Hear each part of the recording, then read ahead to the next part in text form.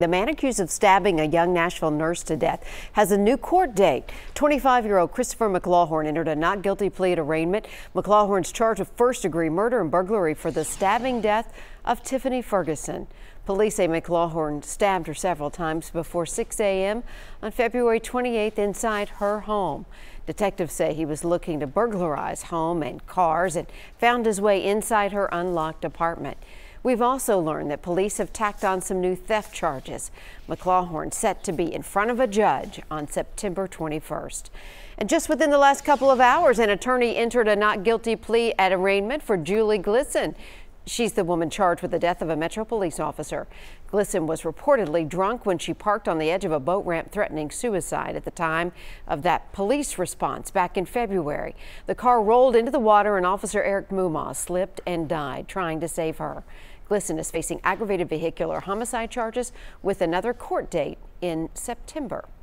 And President Donald Trump is taking aim at his opponents, the media, Democrats, and even some Republicans by way of a campaign rally in Phoenix, Arizona.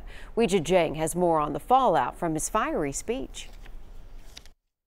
The very dishonest media, those people right up there with all the cameras.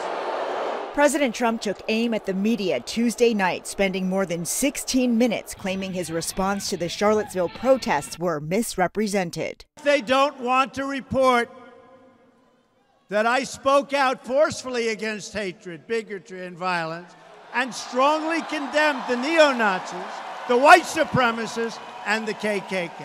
The president went on to slam Arizona's two Republican senators. He laid out his frustrations with Senator John McCain for voting against the GOP health care plan.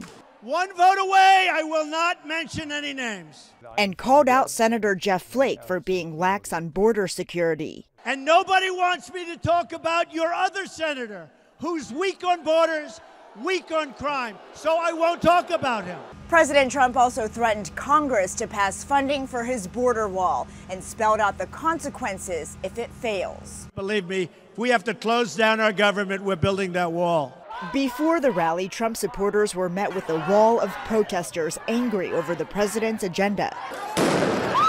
After the event, Phoenix police used tear gas to disperse what they say was a small group of demonstrators who refused to leave. Weijia Jiang, CBS News, the White House. And back here in Nashville, baseball and soccer are holding hands. Just moments ago, Nashville Soccer Club announced they're going to be using First Tennessee Park as their stadium for their inaugural season in 2018. The Sounds will allow all 17 of the soccer team's home games next year to be played right in the heart of downtown.